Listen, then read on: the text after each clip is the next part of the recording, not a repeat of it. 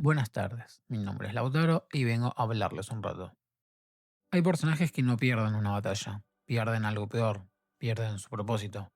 Ese motor interno que los empujaba a levantarse cada mañana, a resistir, a seguir. Y lo más doloroso es que no lo pierden por acciones propias, alguien se los roba.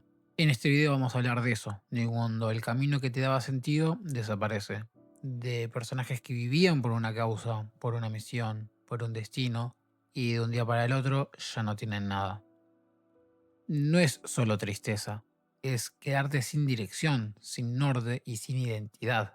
Es mirar el espejo y no reconocer al que quedó después del derrumbe. Vamos a estar hablando de tres historias distintas pero con un mismo vacío. Una venganza interrumpida, un sacrificio negado y una búsqueda incumplida.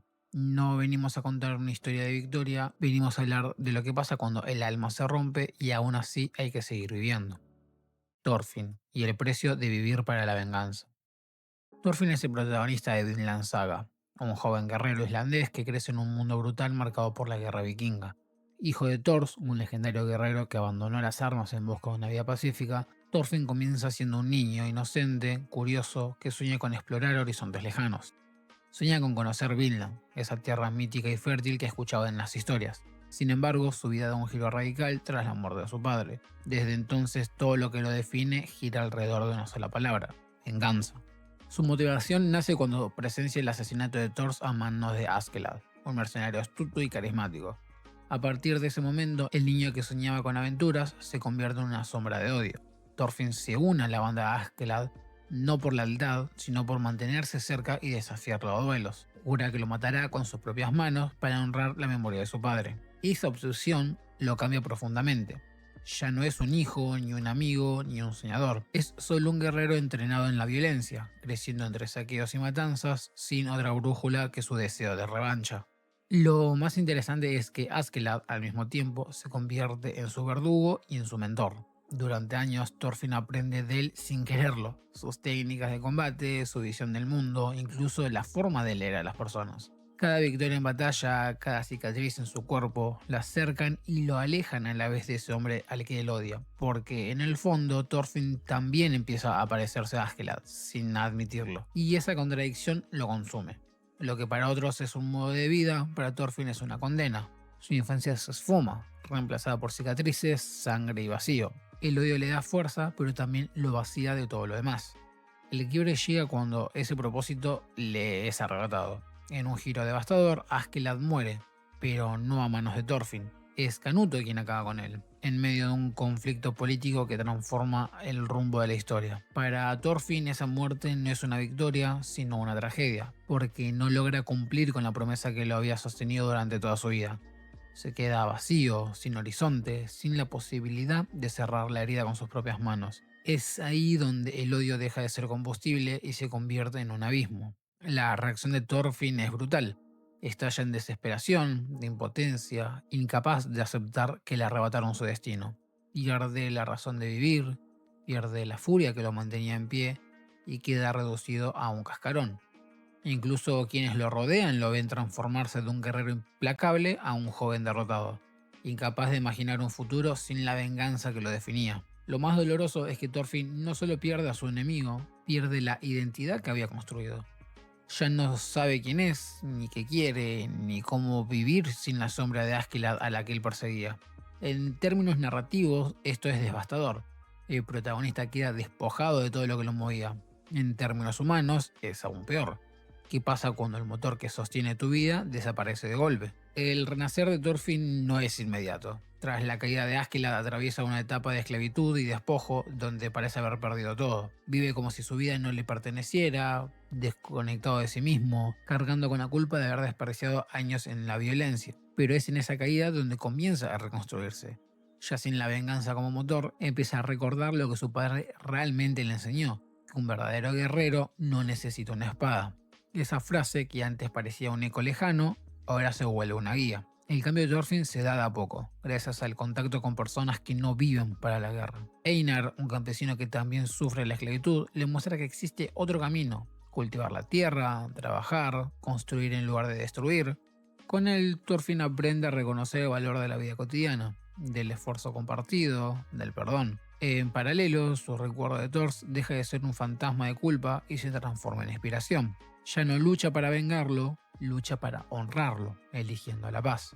Esta transición no borra su pasado. Thorfinn sigue cargando con las muertes, los saqueos y la violencia que cometió, pero entiende que quedarse atrapado en la venganza no devolverá nada de lo perdido. Su nueva brújula es distinta: construir un lugar donde nadie tenga que pasar por lo mismo que él. Ese sueño, el de Vinland, que de niño soñaba como un cuento, ahora se convierte en una meta real. El mensaje de Vinland Saga a través de Thorfinn es claro: cuando nos arrebatan lo que creemos nuestro destino, aún queda la posibilidad de reinventarnos. La venganza puede consumir años, puede robarnos la niñez, pero nunca tiene por qué definir toda una vida. Thorfinn nos enseña que incluso tras perderlo todo, se puede elegir empezar de nuevo. Su viaje es un recordatorio de que el verdadero coraje no está en sostener el odio, sino en dejarlo ir, y que construir paz en un mundo de violencia es una batalla aún más difícil, pero también mucha más valiosa. Ellie, el peso de un propósito robado. Ellie es la coprotagonista de The Last of Us, una adolescente que crece en un mundo destruido por la infección del Cordyceps. Sarcástica, valiente y profundamente humana, se convierte en el eje de la historia no solo por su personalidad, sino por un hecho único: es inmune.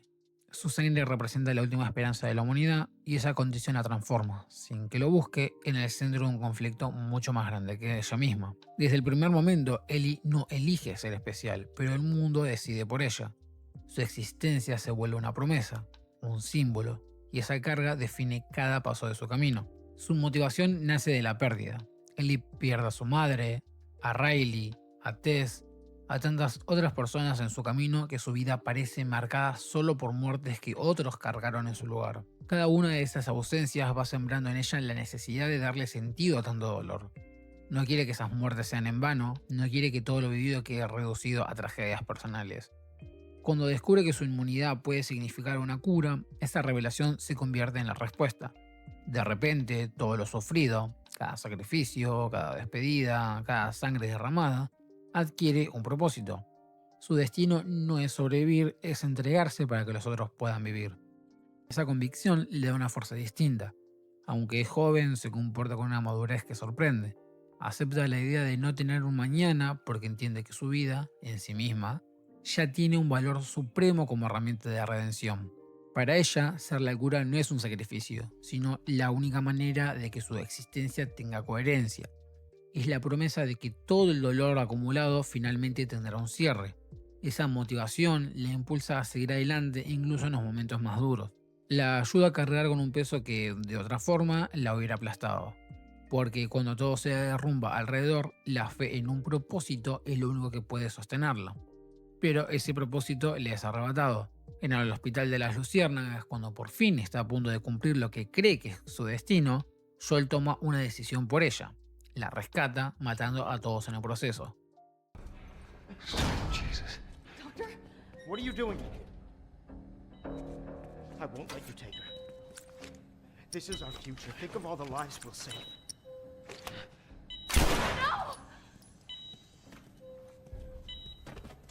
You fucking animal! Carrie, shut the hell up.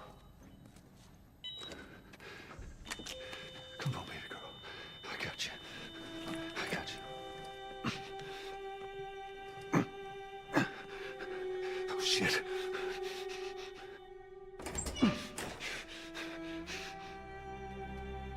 Ellie nunca da su consentimiento, nunca elige vivir. Y aunque Joel lo hace desde el amor, porque no soportaría perder a otra hija, lo que le arrebata no es solo la posibilidad de morir, sino el sentido mismo de su vida. Ellie queda atrapada en un limbo. Ya no es la salvadora que soñaba ser, ni tampoco una adolescente común que pueda simplemente seguir adelante. Es un cuerpo que respira, pero que siente que dejó de tener un propósito. Esa traición silenciosa marca un antes y un después en su relación con Joel. Ellie lo ama, pero al mismo tiempo lo resiente.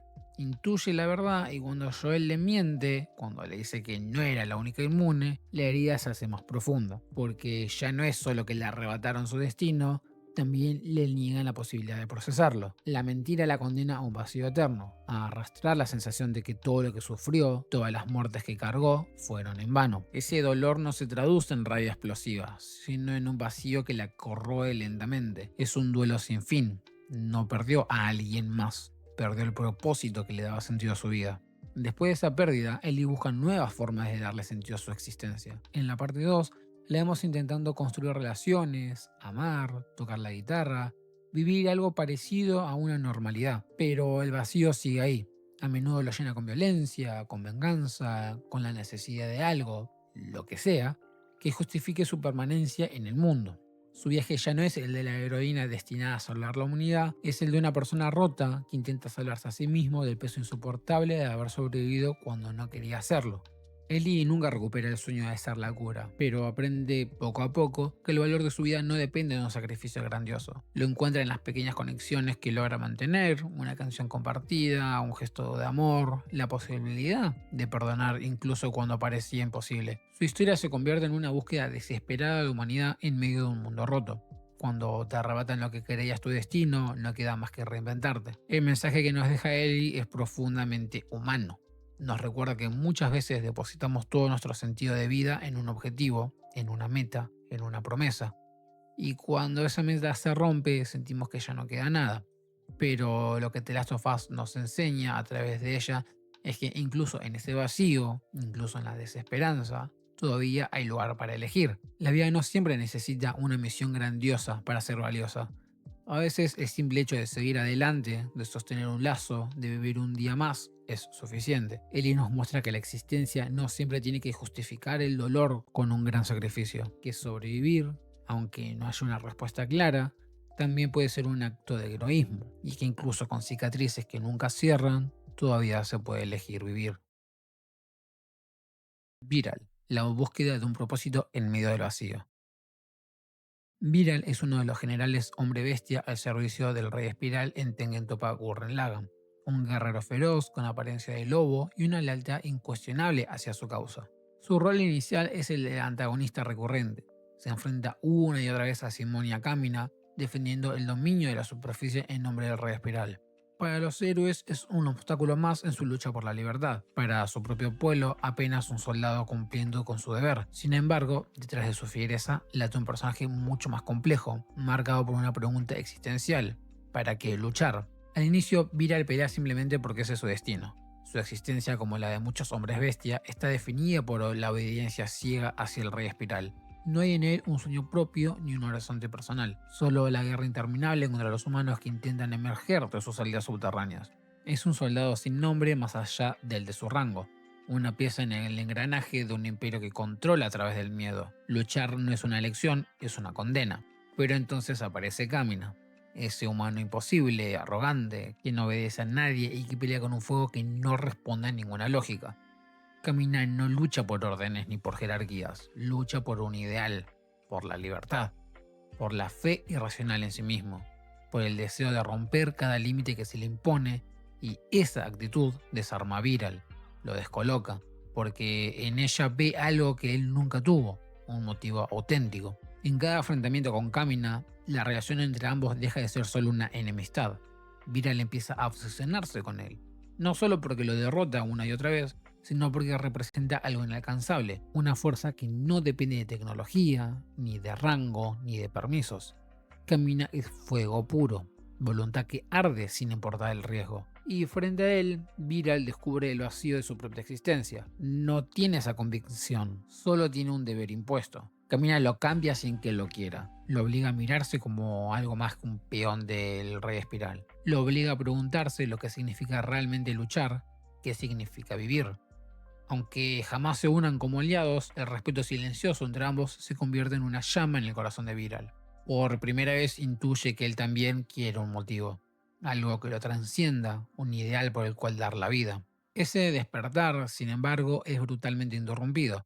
Cuando Viral se entera de que Kamina muerto, el golpe es devastador, porque aunque jamás lo admitiera, Kamina se había convertido en la razón que lo mantenía en pie. No era simplemente un rival, era el espejo que le mostraba lo que podía hacer. Con su caída, Viral pierde el norte.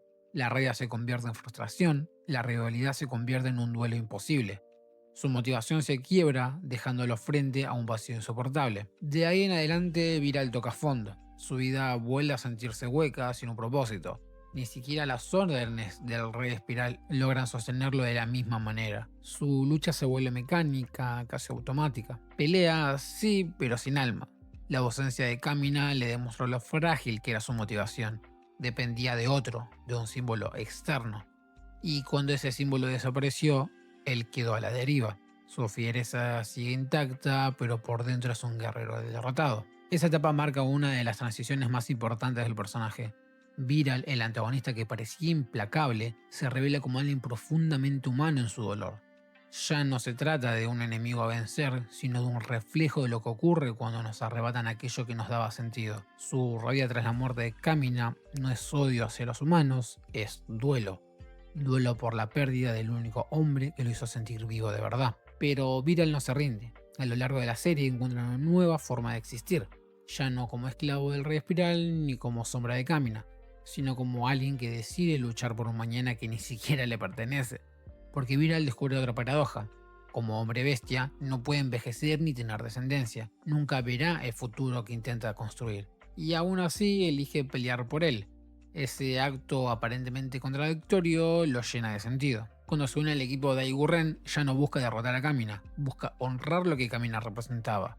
Entiende que la voluntad de un héroe no muere con su cuerpo, sino que se multiplica en quienes lo recuerdan. Y así, Viral deja de ser un antagonista y se convierte en el testigo eterno. No lucha por la gloria, ni por un título, ni siquiera por él mismo. Lucha por un futuro que nunca verá, porque alguien tiene que sostener la llama. El mensaje de Viral es un mensaje muy poderoso en Tengen Toppa Gurren Lagann. Incluso cuando nos roban aquello que nos daba dirección, siempre podemos elegir otro camino. Su vida demuestra que no somos definidos únicamente por nuestras pérdidas, sino también por lo que hacemos después de ellas. Y aunque parezca condenado a no dejar herencia, Viral encuentra un legado en la acción misma de resistir. Su historia es la de un ser que aprendió a transformar el duelo en voluntad, la rivalidad en respeto y la ausencia en un motor para seguir. Al final, Viral nos enseña que el legado de un héroe no muere cuando el héroe cae, muere cuando dejamos de luchar por lo que inspiró en nosotros. Y mientras haya alguien que siga levantándose, aunque no tenga nada para ganar, esa llama seguirá ardiendo. Conclusión. Hay momentos en la vida en los que sentimos que todo por lo que luchábamos ya no está. A veces es un sueño que no se cumple, un camino que se corta de golpe, una persona que se va, llevándose con ella el futuro que imaginábamos. Y entonces quedamos ahí, vacíos y sin dirección, preguntándonos en silencio, ¿y ahora qué? No tener un propósito duele, porque en un mundo que nos empuja a tener metas, sentirse perdido parece un fracaso, pero no lo es. La verdad es que todos en algún momento vamos a sentirnos de esa forma, sin rumbo, sin energía, sin un plan que nos devuelva sentido. Y está bien, lo importante no es forzarnos a encontrar un nuevo propósito inmediato. Lo importante es dejarnos sentir esa pausa, no como un pozo, sino como un campo fértil, un lugar donde algo nuevo, más genuino, más propio pueda crecer. A veces la salida no es hacia arriba, no es superarse ni volverse más fuerte. A veces la salida es hacia adentro, es reconstruirse con paciencia, con ternura, sin tener todas las respuestas.